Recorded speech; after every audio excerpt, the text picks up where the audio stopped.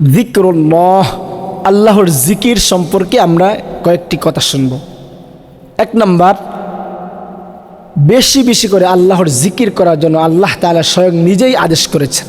সূরা আহজাবের মধ্যে আল্লাহ তাআলা বলেন, ইয়া আইয়ুহাল্লাযীনা আমানু যকুরুল্লাহা যিকরান কাসীরা, হে ঈমানদারগণ, তোমরা বেশি বেশি করে আল্লাহ তাআলার জিকির করো।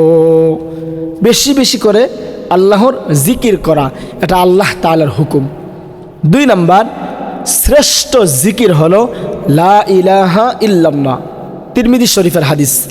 আন জাবির রাদিয়াল্লাহু আনহু قال, হযরত জাবির রাদিয়াল্লাহু আনহু থেকে বর্ণিত, তিনি বলেন, قال রাসূলুল্লাহ সাল্লাল্লাহু আলাইহি ওয়াসাল্লাম, আল্লাহর রাসূল বলেছেন, আফদালুয যিকরি লা ইলাহা ইল্লাল্লাহ, সবচেয়ে শ্রেষ্ঠতম জিকির হলো লা ইলাহা ইল্লাল্লাহ।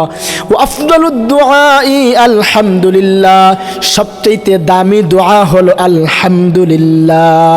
তো দুই নম্বর জানলাম শ্রেষ্ঠতম জিকির হলো লা ইলাহা ইল্লাল্লাহ। তিন নম্বর, যে যত বেশি লা ইলাহা ইল্লাল্লাহ এর জিকির করবে তার ঈমান তত বেশি মজবুত হবে। মুসনাদ আহমদ শরীফের হাদিস। আন নবী হুরায়রা রাদিয়াল্লাহু আনহু قال, হযরত আবু হুরায়রা রাদিয়াল্লাহু আনহু থেকে বর্ণিত, তিনি বলেন, قال রাসূলুল্লাহ সাল্লাল্লাহু আলাইহি ওয়াসাল্লাম, আল্লাহর রাসূল বলেছেন, জাদ্দিদু ঈমানাকুম, তোমরা তোমাদের ঈমানকে নবায়ন করো, নতুন করো। তো সাহাবীরা বললেন, ক্বালু ইয়া রাসূলুল্লাহ ওয়া কাইফা নুজাদ্দিদু ঈমানানা, নবীজি আমরা আবার আমাদের ঈমানকে কিভাবে নতুন করব? আমরা তো ঈমান এনেছি, আমাদের তো ঈমান আছে, ঈমান নতুন করার সিস্টেম কি? রাসূলুল্লাহ সাল্লাল্লাহু আলাইহি ওয়াসাল্লাম বলেছেন, আকসিরু মিন কাউলি লা ইলাহা ইল্লাল্লাহ, তোমরা বেশি বেশি করে লা ইলাহা ইল্লাল্লাহ এর জিকির করবে। যে যত বেশি লা ইলাহা ইল্লাল্লাহ এর জিকির করবে তার ঈমান তত বেশি মজবুত হবে। তো তিন নম্বর হলো ঈমান বৃদ্ধির মজবুত করার আমল হলো বেশি বেশি করে লা ইলাহা ইল্লাল্লাহ জিকির করা। চার নম্বর, মৃত্যু মুমূর্ষ ব্যক্তির পাশে বেশি বেশি করে লা ইলাহা ইল্লাল্লাহ পাঠ করা, তাকে তালকিন দেওয়া। মুসলিম শরীফের হাদিসে আসছে। আন নবী হুরায়রা রাদিয়াল্লাহু আনহু قال, হযরত আবু হুরায়রা রাদিয়াল্লাহু আনহু থেকে বর্ণিত, তিনি বলেন, قال রাসূলুল্লাহ সাল্লাল্লাহু আলাইহি ওয়াসাল্লাম, আল্লাহর রাসূল বলেছেন, লাকিনু মাউতাকুম লা ইলাহা ইল্লাল্লাহ, তোমরা তোমাদের মৃত ব্যক্তিদের পাশে, মুমূর্ষ ব্যক্তিদের পাশে লা ইলাহা ইল্লাল্লাহ বেশি বেশি করে পড়ো, তাকে তালকিন দাও। তালকিনের দুটি ব্যাখ্যা, একটা হলো তাকে বলবে তোমরা পড়ো, সে যদি পড়ে ফেলে আর তাকে না বলা।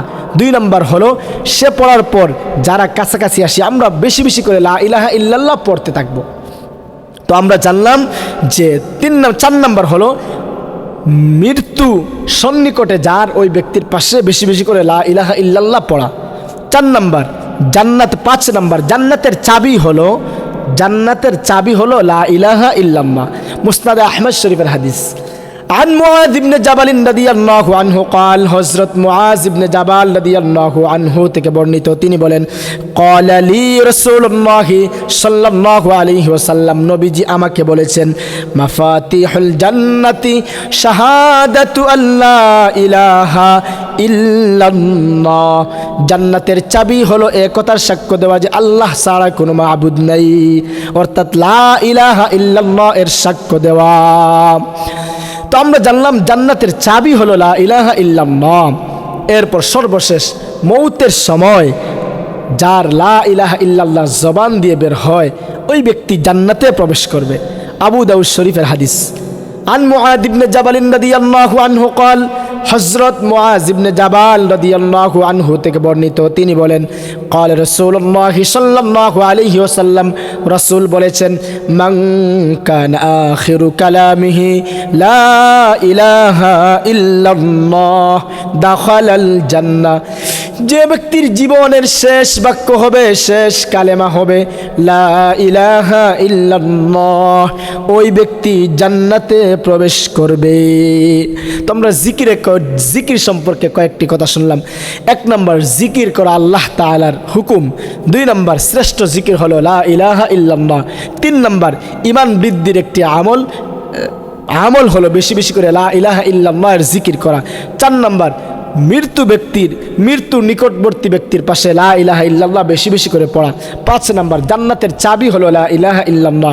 6 নম্বর, মৌতের সময় যার জবান দিয়ে লা ইলাহা ইল্লাল্লাহ বের হবে সে জান্নাতে প্রবেশ করবে। এজন্য আমাদের উচিত সদা সর্বদা সব সময় লা ইলাহা ইল্লাল্লাহর জিকির করা।